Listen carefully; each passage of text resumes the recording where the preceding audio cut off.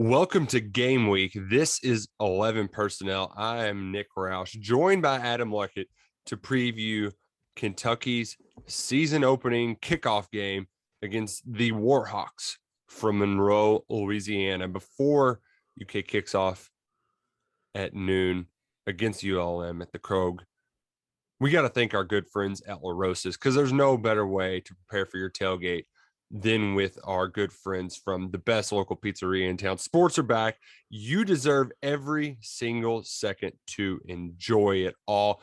They're ready to make it memorable with crowd pleasers that include an order of up to 50 wings for all your friends or an extra large pizza or 2 or 3 or 17.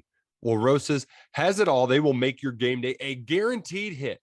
Visit us at larosas.com to order pickup, delivery, or join us in our dining room. Take your Catterday to the next level with La Rosa's. Luckett, our long national nightmare is over.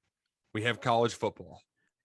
Before we get started here today, Nick, which, by the way, shouts to La Rosa's. If you're looking for some late night pie for LSU, UCLA, Clemson, Georgia, Nevada, Cal, some Pac-12 after dark, hit our people up over there. But first of all, we got to start with, I just saw this tweet. I believe this is a guy who's on that podcast with SEC Mike. He quotes tweet that South Carolina is starting graduate assistant Zeb Noland, and it's a picture of Paul Blake, the quarterback from Necessary Roughness, the 35-year-old they bring off the pitch, which is just what Twitter was made for. But so man. By the way, this kid's wearing number 25, I think he changed his number, but his practice number was 25. Oh God, that'd be hilarious to see a quarterback wear. Like I think 22 really is as high. Like, and that's because of our Jared Lorenzen bias. Anything higher just seems weird. Yeah, Virginia had a guy that was wearing like number 36 last year, and that was really weird. It's just off-putting. But yeah, Zeb Noland, yeah, I guess we will start there because it's worth mentioning. Louisville fans are so confused by this because they were getting in trouble for having graduate assistants practice with them. That was one of the things that Dino Gaudio was trying to hold over Chris Mack's head to turn him in. And here's the thing, folks, a graduate assistant, yes, technically Zeb Noland was a GA, but Zeb Noland also had another year of eligibility because of COVID. He could use that waiver. Yes, he's a graduate assistant, but he's a graduate assistant with eligibility. This isn't like your typical GAs who have exhausted their eligibility. I just thought it was funny how they were like, well, they can have a guy start at quarterback, but we can't have him play. Like, it's funny to make the jokes, but like that they are different. Yeah. Just the whole how this thing is like Zeb Noland played at Iowa State, left, went to North Dakota State, was going to sit behind Trey Lance last year. But COVID happened. FCS played a spring season. Mm-hmm. Trey Lance dipped out to enter the draft. Right. Noland became the starter. And he was not good. He got benched after 7 games. And then North Dakota State put somebody else in, and he wasn't going to be the quarterback anymore. So he hung up his cleats, was going to start coaching. And wasn't even working with the quarterbacks. He was working with the wide receivers as a GA. They get to camp. Their quarterback gets hurt because somebody steps on his foot. Like, he didn't get hurt in practice running around. He got somebody stepped on his foot. I'm assuming a lineman stepped on his foot. Right, during like pass pro or something. Yeah, and broke his foot. And so South Carolina looks around. They only have 2 other scholarship quarterbacks. One is another FCS transfer. The other was a true freshman, like a mid-3-star recruit. And so they go, hey, so they have a couple practices, and they're like, well, this ain't going to work. They bring out Zeb Noland, and now he starts. I just can't believe it. I think that's just – oh, man. It's wild. I cannot believe he's going to be starting a game. What's even funnier, too, I didn't realize he was working with the wide receivers. Something about South Carolina, they just recruit receivers that play quarterback. DeCarrion Joyner played some quarterback for him last year. Luke Doty was a wide receiver before moving to quarterback. So, man, Shane Beamer, no wonder the administration didn't spend much money on that guy. We mentioned there's some Joker Phillips stuff going on. Like, back when he took over, there was like 2 years in a row where every receiver Kentucky took was like high school quarterback. Like none of them play receiver. They were just trying to, I guess, get that Randall Cobb, Keenan Burton kind of magic, Athleticism. Yeah. right? But it did not work. But yeah, Gosh. that's what that's what they have over there, South Carolina. It's just now they play FCS Eastern Illinois Yeah. So they week get a, one, a but layup. next week they go to East Carolina. And I think we're going to touch on East Carolina later, but Oh, that's a game I think they can for sure lose. So yeah. they need Doty back fast, and that just kind of shows what kind of state that program is in right now. The total was 3.5 for a reason. Season win total. Well, let's get to Kentucky football. This is the final week of game week prep. Mark Stoops spoke with the media yesterday. There was a much anticipated wait for the depth chart. Luckett, what jumped out to you when you finally saw that first official depth chart, which wasn't technically official because they had to edit. They meant to have DeMarcus Harris as the second Z receiver instead of Chauncey Magwood, Which was kind of a sign that the coaches don't make the depth chart. It's just maybe someone else is over there making it, and they're Right, like, "Oh, right, you made right. a mistake." Mm-hmm. Um, no, it wasn't a huge take. It was about what I thought. Um, the fact that Devontae Robinson is really kind of the only Sam Nickel player they have right now, without Vito Tisdale and Joe Williams. Like they Mm-hmm. just stuck Marquez Bembry there. It's like we'll play Sam. We'll go Right, bigger. right. And And now also that Zach. it Go does ahead. like the other safeties can play that position too. Like Yeah, you can kick. Jalen Guy. Yeah, you can probably slide Geiger down there maybe, or Dodge Dotson. I mean, who knows? Right. Right, right. Like even if you don't move him down there, you can put him at free and move Asian down to nickel or Or uh, Corker. Yeah. yeah, exactly. So that's expect, like there are ways to wiggle around, but there's no denying that right now, as we currently sit with 6 players sidelined stemming from that March 6th accident, they're thinner in the secondary at that position. And Quandre Mosley is just the backup cornerback for both spots. It was Drew Phillips was going to take one of those. So you are running a little thin at DB right now. Yeah. I think you can get away with 3 outside cornerbacks. If one of those 3 guys got banged up, specifically one of the starters, they could Mm-hmm. potentially maybe be in trouble. Right. So that's definitely going to be an area of concern or worry entering the season. Mm-hmm. Then elsewhere, I mean, it was about what expected. I thought we see Wollaball over DeAndre Buford at left tackle too, but Mm-hmm. Buford was there. But I think it's also important to remember if someone else plays left tackle, then Rosenthal is probably going to be Kennard kind of sliding over, I would imagine, and then Flack's Yeah. taking over for right tackle. Yeah. Uh, and so that's just kind of where we stand. But really what you expected there on that first depth chart. No real huge surprises. A lot of seniors, not a Mm-hmm. lot of freshmen. Obviously Trevor Wallace is getting involved. Yeah. Khalil Sanders, he's one of those guys that has what's the word?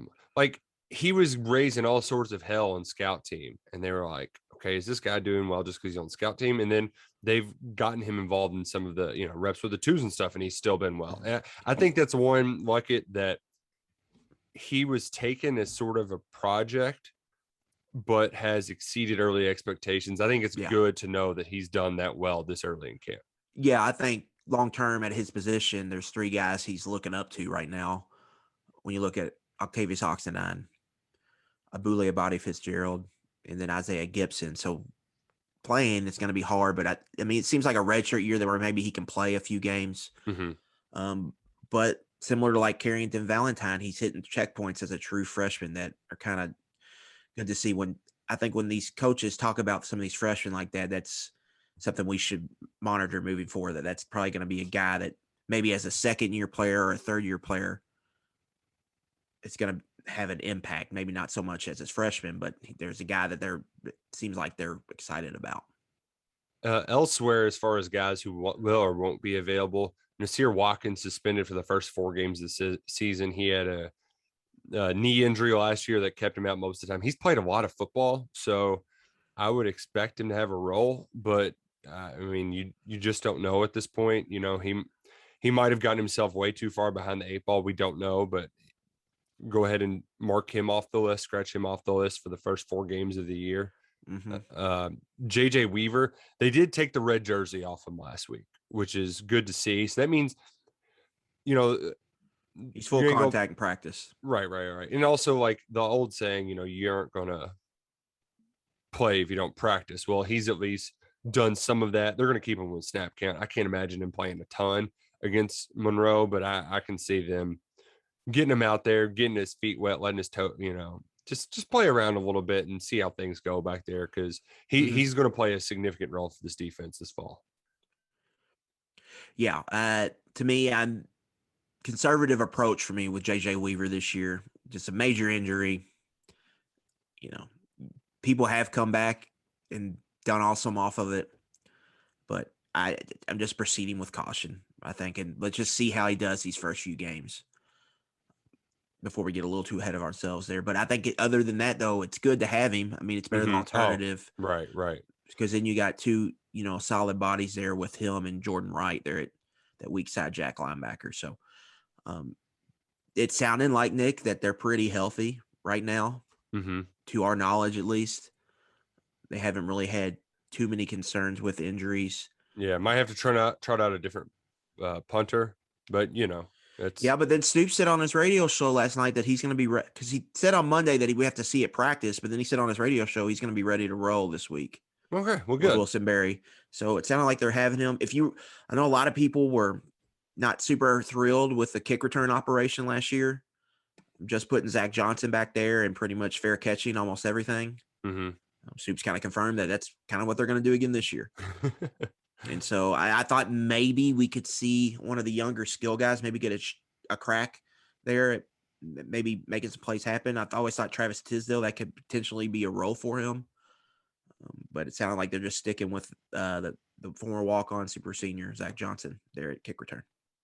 Yeah. And I like Zach Johnson more on kickoff, though. That's where I prefer him. Yeah, he's good at covering kicks for sure. Punt return, I know he said they'll rotate, but I hope it's Wandale just from a – I think it's going to be. Yeah, I mean, you got that guy, use him, In the Nebraska-Illinois game, a lot of that was the big reason why Illinois won was hidden yardage in the punt game. Oh, man. Okay. And so fielding play, and that's why we talked about Charles Walker was awesome. He saved Kentucky so much yardage. And I think specifically in 2017, he had Kentucky, if you looked at, they didn't grade out well that year, but they won a lot of games because they won a lot of close games. And I think Charles saved them a lot of yards in some of those. And then last year we saw some of that go away.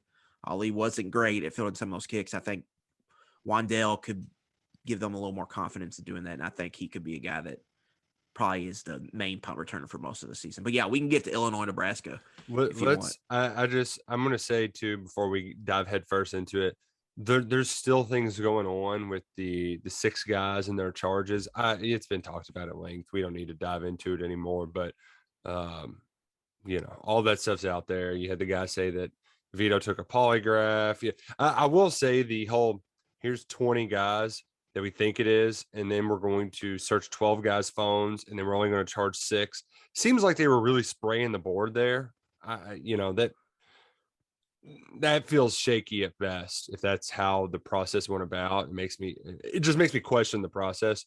So I don't know. I know they're claiming that Jaton McClain was a guy that never got out of the car, just drove the guys there. If that's the case, what's he even doing off? Like, he should be playing next week. He should be playing right now if that's the case. Yeah, I mean, especially if the charge is burglary. Like, you can't force your way into a house from somebody's car unless you're driving through it. So, like, my big takeaway was this was finally we heard something from the other side. Yeah. So now we've got the other people, the other side talking through WDRB, and then the players kind of talking through this guy. What's his name escaping me? Denny Butler. Denny Butler, who's been on Matt's radio show the last couple of days. So now there's some public information at least, and we'll see.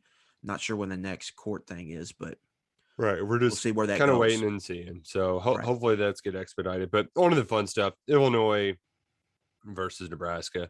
Luckett.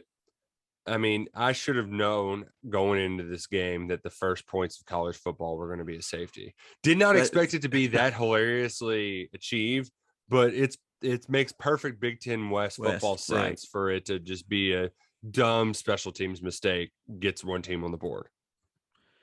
Yeah, that entire game, like it was kind of coaching malpractice. And then I think Bielema and his staff, I think they did a really great job um, coaching that. Like they coached that team to a win. Nebraska really had no excuse losing that game. Like I kind of dug in the roster after the game, and I was like, these players should be better. I know they've lost some transfers, but they should be better. It's just well, that's tough, man. It seems like in Nebraska they lose every game like that. And I was an analytics Twitter account I follow. I think it's Sports Source Analytics. Kind of tweeted out, kind of like when you look at kind of their success rates, their yard per plays number, their explosive play rate. Like Nebraska should have a much better record than they do, but their turnover margin is awful, Yeah. and their hidden yardage, and like special teams numbers are awful. Well, when you're, I think the record's like 7-15 or something like that in one score games. Yeah, I I mean, think it's like 4-13 or something. yeah, Like I that. mean, Yeah, it's yeah, that's coaching. Like, yes, you have sometimes football happens, the ball bounces the wrong way, but like if you look at Mark Stoops' record, I think he is 11-4 since 2016 in one score games. Like, it's coaching. Right? That's discipline. And when you're grabbing a ball and throwing it out of the end zone for on a punt return to try to not get safety to only to safety, like that's bad coaching. That is Scott Frost saying on Monday, quote, about half of our game plan was out the window when they lined up how they did. Like what? It's the yeah. first week. Like that happens. I can't believe he's even saying that. That happens like you do not know exactly what it's going to be, especially with the new staff where Bielema has been with the Patriots. He hasn't been a coordinator recently. He's been doing like offensive line gigs in the NFL. So to go out and say that, I would almost rather my coach just not be so honest because you sound like a moron, Scott Frost. Yeah, I don't want to hear that because you've got a senior quarterback in his fourth year in the same system. Yeah, like, dude, like Adrian you should be Martinez better. He's seen every front. I like that. That is just just lame excuse making, and it's like I don't know, man. It's almost coaching malpractice. It's just bad. It's just bad. He's still got. I don't know, man. I don't know why he's never gone out and like gotten a legit like gone and paid for a defensive coordinator. I don't know. I don't know why, like, Martinez has just been up and down. Why he didn't go get like a grad transfer quarterback? Yeah, like there's a lot of stuff that doesn't add up, and the part that really doesn't make sense. I get that you definitely have like when he was at UCF. In a lot of instances, there was just more athleticism, there was more talent. Well, he was also a one-hit wonder, Nick, and that's something I've kind of floated out.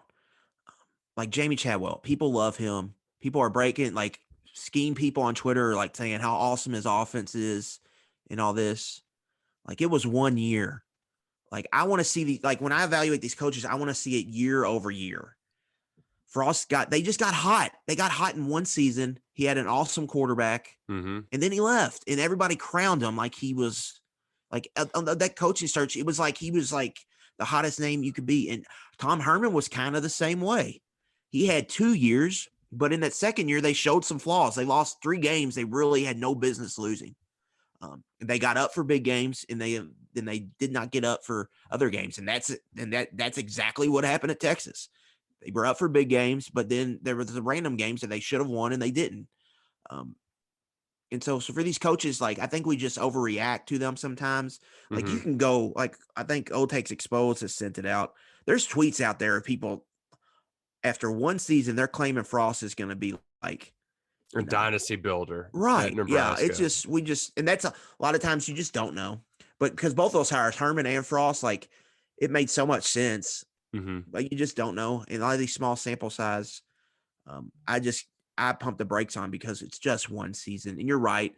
They had the best roster in the conference and they just got hot that year.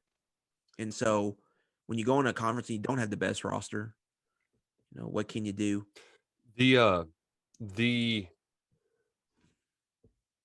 I had somebody the other day because I'm joyfully tweeting during Scott Frost's demise, and somebody was like, man, you just hate him for no reason. I wouldn't be this hot and bothered over Wandale. But dude, that was one piece of the puzzle.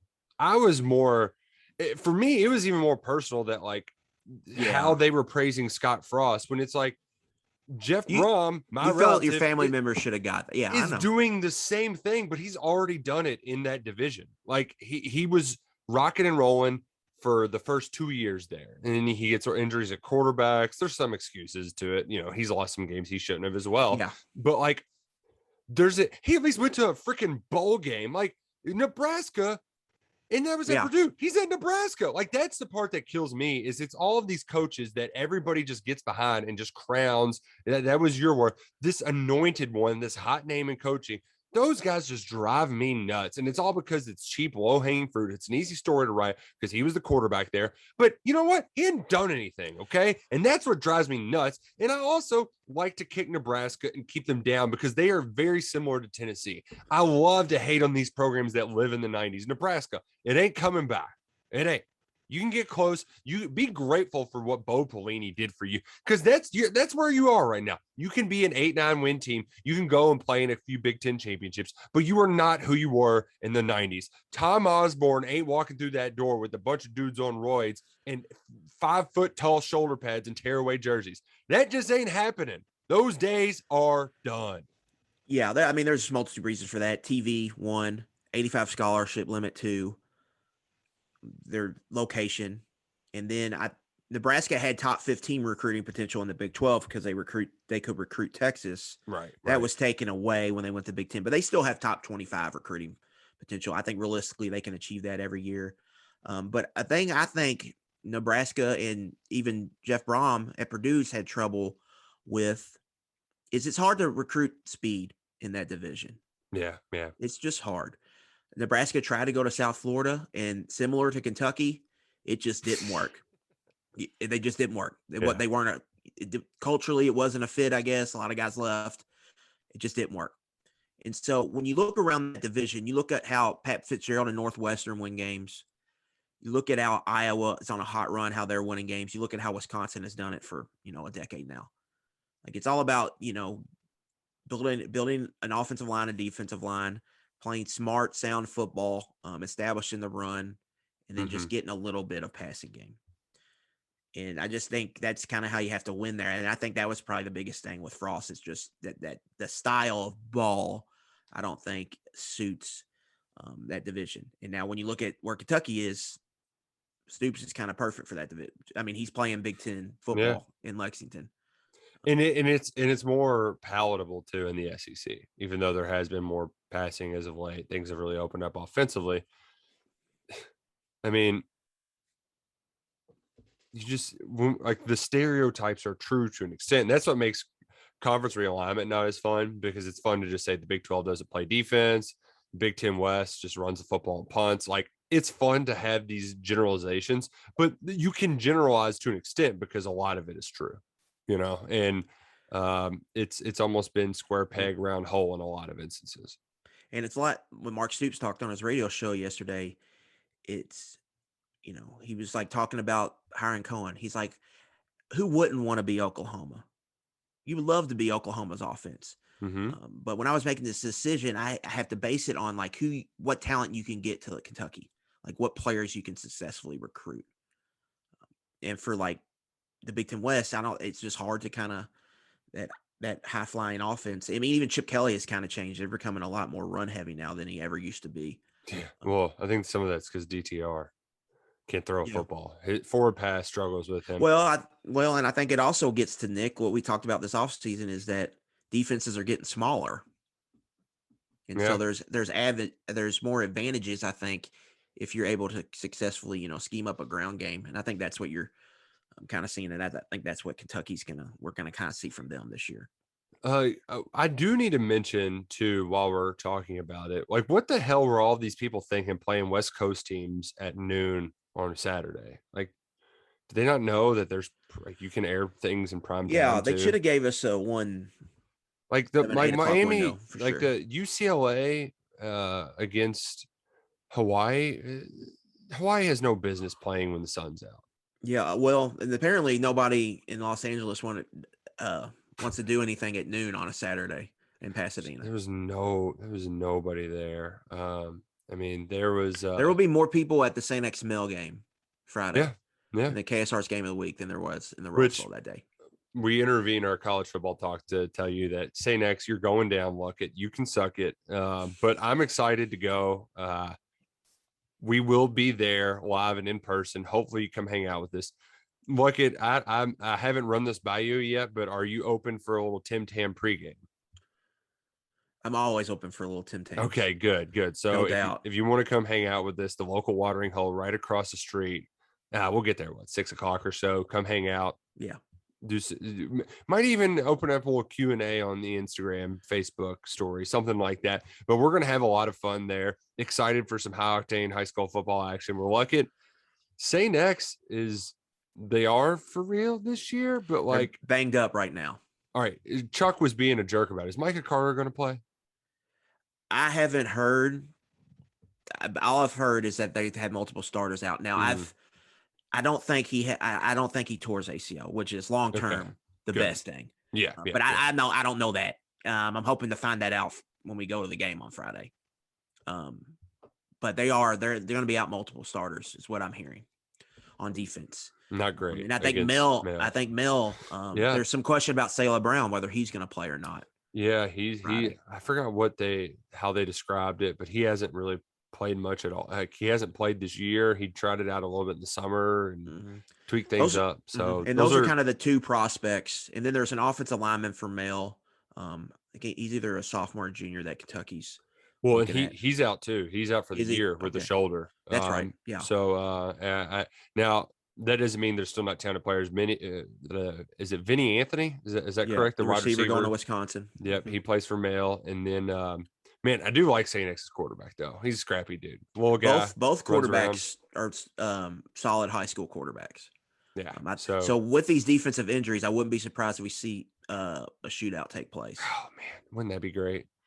I mean, if it ends up getting to like last week where we go down to a final kick, and that game against Lexington Catholic game didn't end until like midnight because it was it was a doubleheader, right? And it was too hot to play early on. So I don't think we'll be there to midnight, but it would be great if we did in dramatic fashion. So hopefully y'all join us out there at Reverend Brother James, whatever it is. It's like Brother Will Stadium. Is that okay? Do y'all at least shorten it to something? Because it's way too many words. I don't know what they call it. It needs to be Brother Bob Stadium. It can't be Reverend Joseph Brother Bob. It's like 17 words. I don't think they have a nickname for it yet. Maybe we should get to working on that. Maybe we can name it for them. We aren't good at naming things though. that is one thing we are not good at doing. It has to happen organically. Yeah, that's true. Force those things. Brevity, not exactly our strong suit either at times. But we do have a ton of games happening this weekend.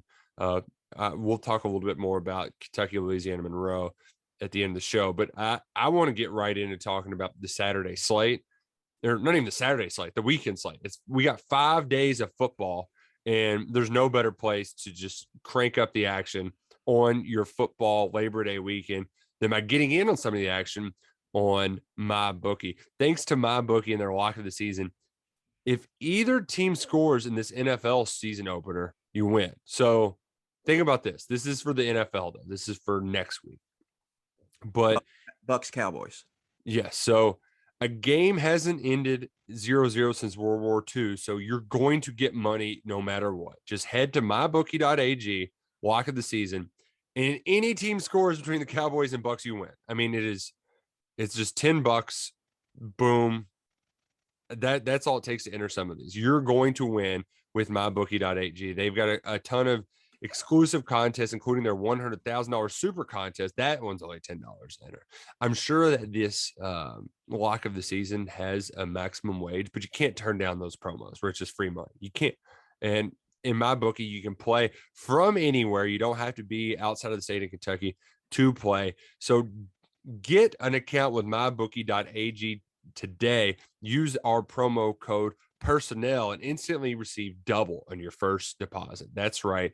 Double your funds and then go double your winnings with some of our picks. That's the promo code personnel to double your first deposit and get started with MyBookie today. Bet anything, anytime, anywhere with MyBookie. Luckett. There hasn't been a game in the NFL in 0-0, but my God, Virginia Tech and Wake Forest did that a few years ago, and we've got one of the best memes of all time for Frank Beamer. Oh, Frank Beamer, that is great. They end up going overtime and settling it, but man, that is just hilarious every time I see it.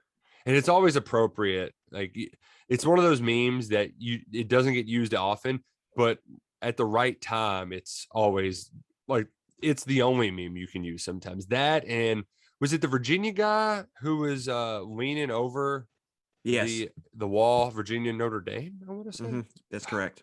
Gosh, hilarious stuff. Hilarious stuff. So Luckett, I know you've got some locks. We don't need, I don't want to go through every single game, but Thursday night, we've got a packed slate.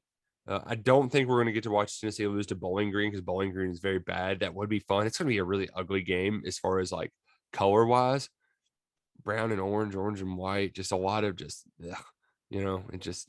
That is an ugly color game. Well, I didn't even just, think about that. Yeah, it's not a very good color game. Ohio State, Minnesota, though. We got a Fox game. Mm-hmm. And CJ Stroud's debut for the Buckeyes. Am I wrong in my hesitation on CJ Stroud? I think he's pretty good. Okay, so I'm probably wrong. I'm just, Yeah, I mean, you never know, but what I've seen, what I've heard, but he's pretty good. The best game of the night though should be, well, I mean, heck, the other two might even be better than the ones I mentioned, and that's East Carolina against Appalachian State and Boise State, Central Florida. Yeah, Boise State UCF is the game there. I think I'm going to have maybe a little action on both of those. That Boise State UCF total, I think it's 68 right now. It opened at 78 and a half, 68 and a half right now.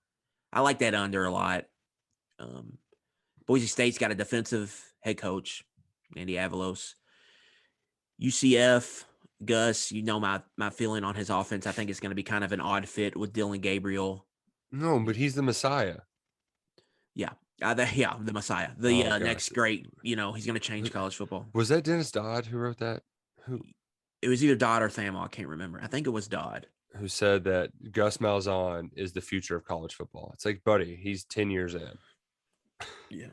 We literally had those same articles about Gus in 2014. Yeah, like what are you doing, Dennis Dodd? God bless. Yeah. But yeah, that total is a little high for my liking. Be our first underplay of the year. Probably going to fire that off. East Carolina App State, though, that's I don't think you can call it a rivalry, but it's in state. There's a lot of solid regional game. Yeah, and they're both the unheralded, like chip on our shoulder, we don't get enough respect kind of card deal. Mm-hmm. It's at App State. Both have a rich football history. Both have had a lot of success. Right. So actually, that's in Charlotte, Nick. They're playing neutral, unfortunately. Oh man, we're not going to Boone. Which, by the way, Boone produced one of my favorite games. Whenever the snow game and all the wind. Yes. I think it was App State, Georgia Southern, maybe. That was just God, when they had Drinkowitz. Yeah.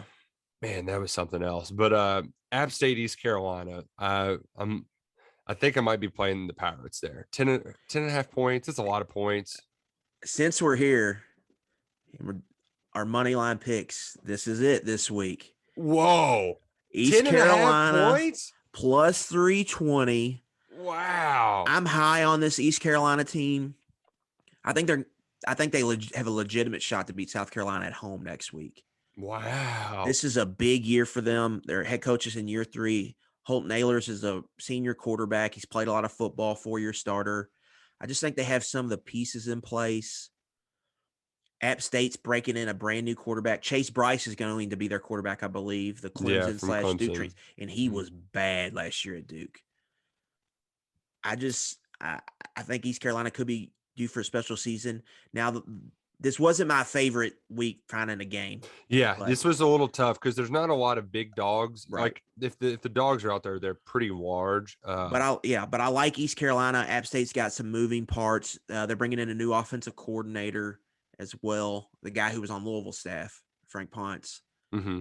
I think I like the Pirates here. I like their continuity there. I think they're gonna break through and get to a ball game this year. So it's plus 10.5 with that money line plus 320. So lock in the Purple Pirates. Let's see if we can get a nice score early in the week. So when I was looking through, because we don't want like this is going to be a dog. It's got to be a dog because I'm really that UCLA line. It's tempting. The Louisiana Lafayette one. I think that they did this a year ago and they upset Iowa State. Right. But the line has dropped 8 points. And I can't go that much with the public. And I also think that Sark, it's a very public dog, especially week 1. You got to watch some of those yeah, public dogs. I don't trust it. And the way Sark, like, I think he'll have this team much better prepared than folks expect. They might. I don't think they'll cover, but I do think they'll win that game. So what I'm going with a statement win on Sunday night. Down go the Fighting Irish of Notre Dame. Florida State at plus 225, 7.5-point dogs at home. This is where you can rally the fans back to Tallahassee and get a big one as Notre Dame tries to transition out of the Ian Book era. I'm not incredibly confident in it, but I feel like that's a fun enough underdog play to make on a Sunday night when that's your only game going on. I actually got it here at Nick plus 240, so I'm gonna write you down for plus 240. Okay. Florida State. You still got 7.5, right? Yes. Yeah. Okay. You got Florida State plus 2. I like that one. That's a sneaky team, I think, this year. They've got some talent now, thanks to a lot of those transfer portal additions, plus some good recruiting. No, it feels like a big reset year for Notre Dame. Like Jack Cohn that feels pretty safe option at quarterback. They lost a lot off last year's team. Florida State's going to have more speed in that matchup. Huge. That feels like almost like that a couple years ago where Notre Dame went to Texas.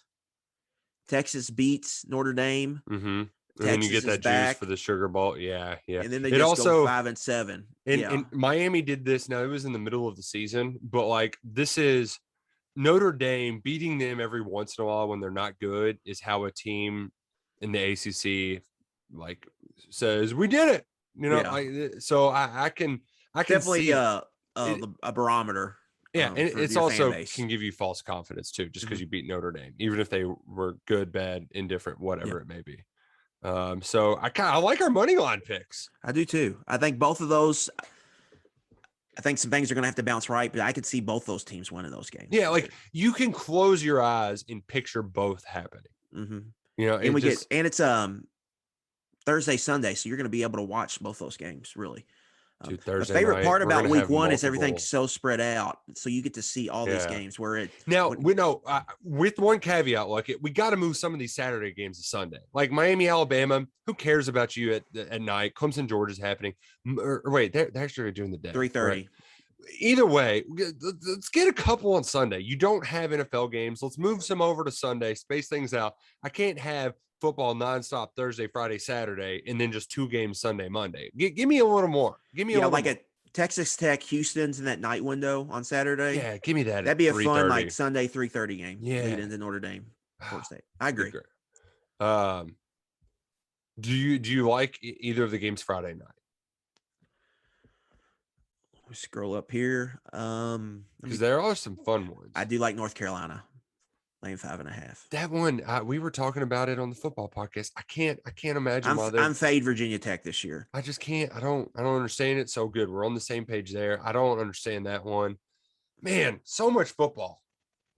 I'm gonna be doing that a lot this week. Just like football. And also, Charlotte as a home dog was one of my trends that I pulled up. I wrote an article, KSR, like the best betting trends going right now.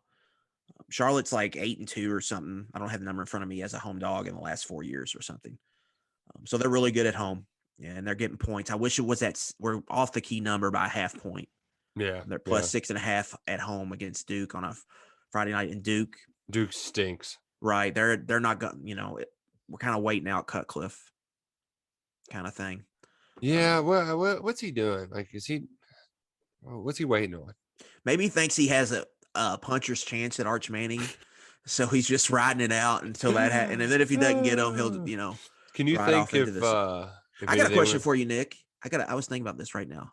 Okay. Let's just say Satterfield goes 6-6, 7-5. Scott Satterfield. So he's kind of in that gray area, not to fire. Cutcliffe retires. Duke calls him. and says, come back home to Durham, North Carolina.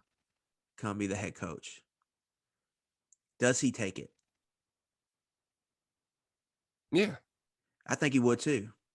He's getting the hell out of there. The optics of that would be terrible. Louisville losing their coach to Duke, but I could see that happening. Is his home ground. He knows how to recruit there. I'm still shocked at the lack of care and level of indifference from everybody at the University of Louisville that high school football coaches are just saying, who? What's his name again? Like literally saying, what's his name? Radio silence. They were up in arms 2 years ago when Bobby Petrino wouldn't recruit kids from Louisville, but now it's nothing. I don't understand it. Maybe they've got so many scandals over there they can't keep track of all this stuff. What's happened to them now is what happened with Kentucky and Joker Phillips. Like, it's just kind of a malaise, fatigue sets in, complacency. Joker just stopped recruiting the state pretty much. If they were up against somebody, they would back off. They wouldn't waste their time. And kind of what was the theme of Kyle Tucker's The Athletic article was kind of that Louisville just doesn't want to go. They don't want to spend the resources to battle Kentucky head-to-head in-state. It sounded like their staff doesn't value the talent in-state, especially in the city.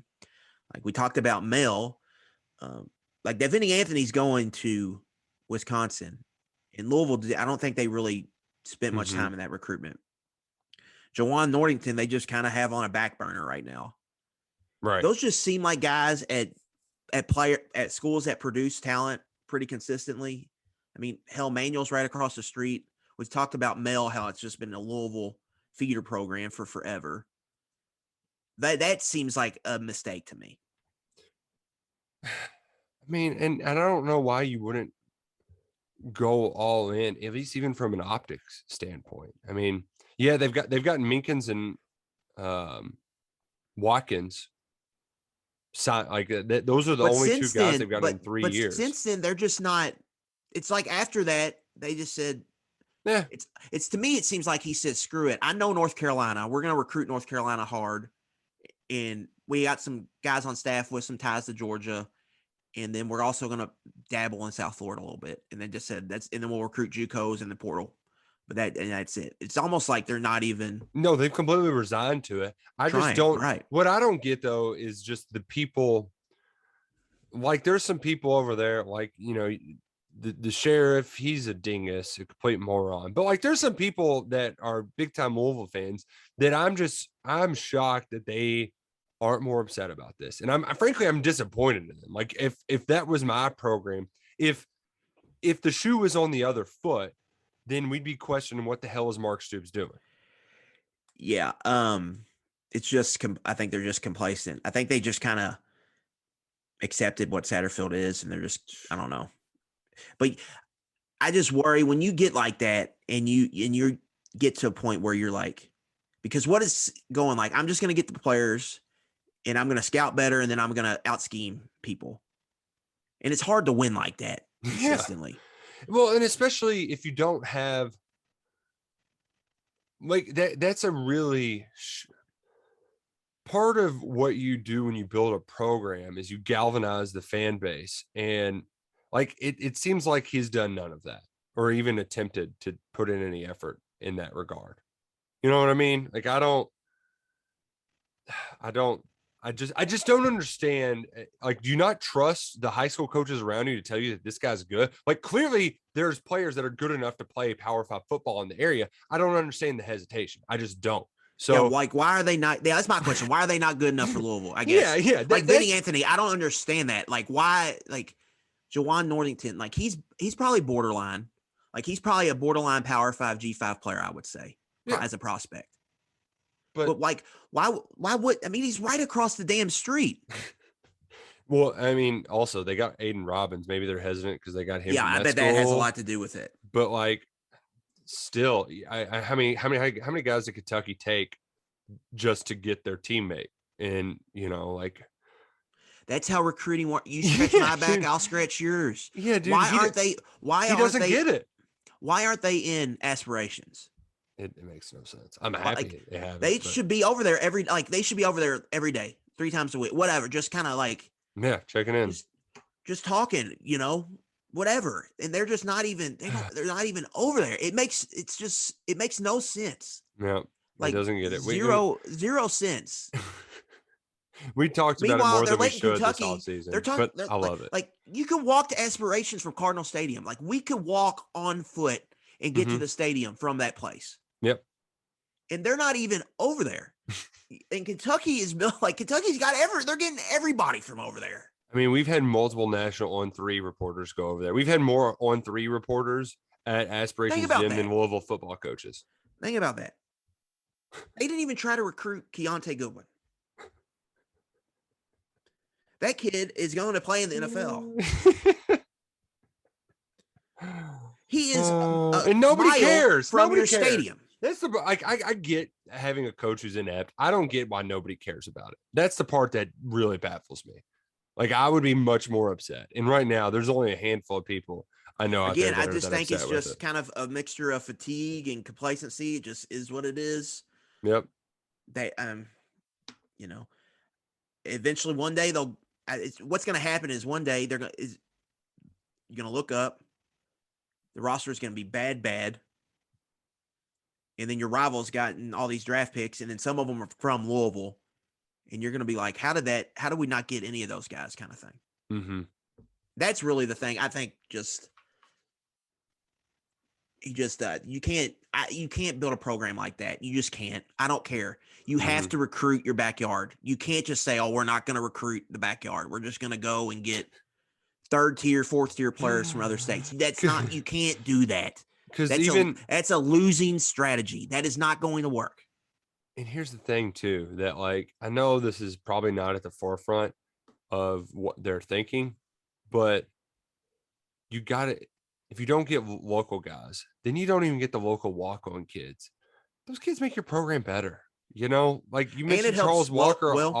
You mentioned Charles Walker off the top. Like he didn't do a ton, but he was a solid contributor. David Bouvier. Like Kentucky has had successful walk-on stories where you're not all of them are going to do that, but that's something there. And then once you've shown those high school coaches that they can trust you with their players, they're going to send you more guys. It's not hard. It's just local fan support, Nick. Just people going to games, talking positively about your program. Yeah. Because there's kids they know that play for you or in your program that they're cheering for personally. And that's also a way you can create more fans is by doing that. It's just so silly. Yeah. It's not going to work. If that's what they're doing, it's not going to work. It's going to fail miserably. Man, can't wait to see it happen. Which, by the way, that number got all the way up to 10. So something to keep your mind on a Monday. Shout out to me for getting the number much lower. That'll be a fun way to end the weekend, watching Louisville get their teeth kicked in. Real fun way to end the week. Who's Vanderbilt got this weekend? Why am I not? East Tennessee State. Oh, that's why there's not a line. They have a horrible record against in season openers. I was ready to fade that, but never mind. Hey, Luckett, who's going to win, Georgia or Clemson, Mr. Clemson Sports? I do think Clemson's going to win. Georgia's just too banged up. And I trust Clemson's coaching staff more. Kirby's pretty wishy-washy on some of his stuff, which is Eric Gilbert playing? Oh, wait. They said he's not with the team right now. So he's out. Just the way they handle things over at Georgia is a little sketch. Yeah. I kind of that game, Nick, I think the total's at like 51 now. But that first half under feels like the right play. A lot of defense.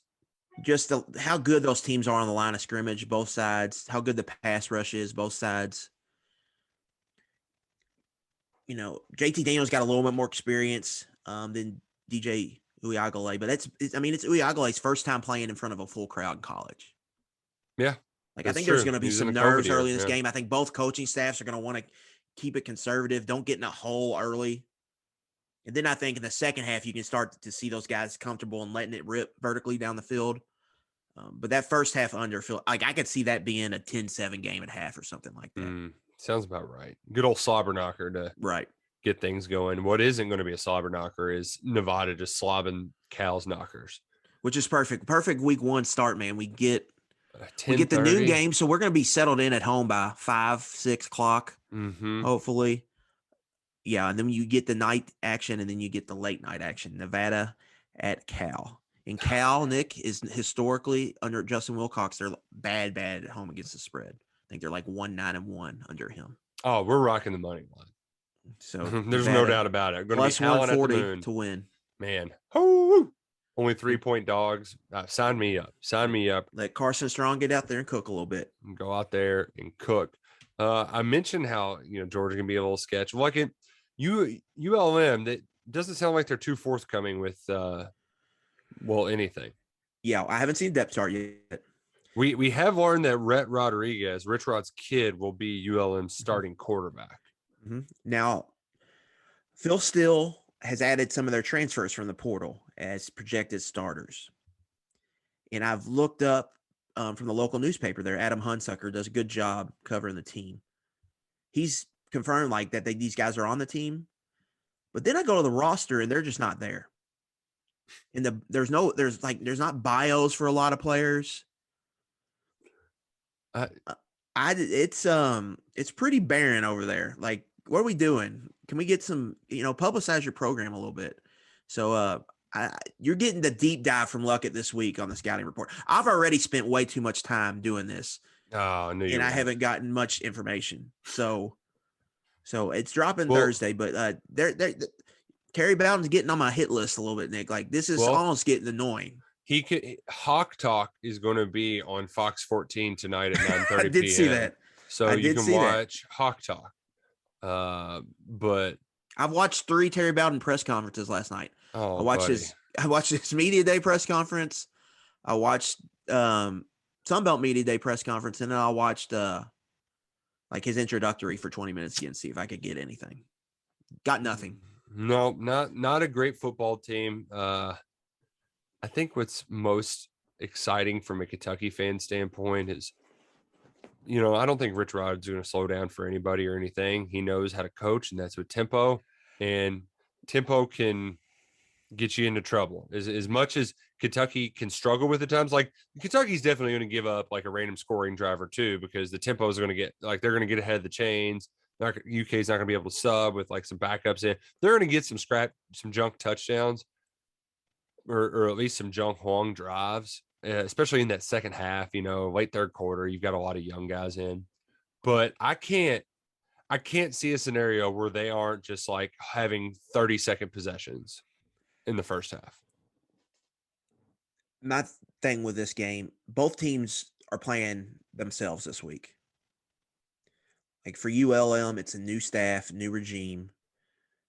You're coming off an 0-10 season. You're just looking to get better each week. And then potentially, hopefully in conference play by the end of the season, get to a point where you can actually go compete and beat somebody. But I mean, like you look at their schedule, the season total is like 1.5. So like 2-10 would be a great year. You know what I'm saying? Yeah. Then for Kentucky, like you're a lot better than this team. But you're breaking in a new offense. There's some new starters, new moving parts. And we've heard Mark Stoops talk about clean, play a clean game, be game ready. Do your job. That's just the goal this week, I think, to get lined up, to not need timeouts because of play clock, to not have pre-snap penalties.